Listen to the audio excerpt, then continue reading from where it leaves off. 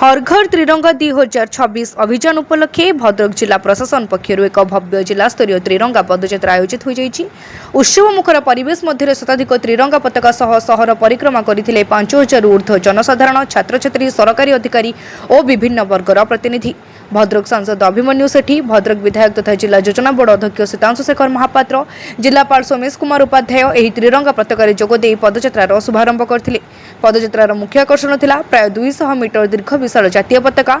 छात्र छात्री, युववर्ग, सरकारी कर्मचारी और साधारण जनता एकत्रित होई गौरवर सह एही विशाल त्रिरंगा को बहन करी शहर परिक्रमा करथिले। समग्र पदयात्रा अवसर में भारत माता की जय, वंदे मातरम आदि ध्वनि रे परिवेश मुखरित होइथिला। एही विशाल त्रिरंगा पदयात्रा माध्यम भद्रक रे देशप्रेम, जातीय एकता और भाईचारार एक अनन्य वार्ता प्रसारित होइथिला। कार्यक्रम को सफल करिबारे जिला प्रशासन समस्त विभाग, स्वेच्छासेवी और अंशग्रहणकारी माने सहयोग करथिले।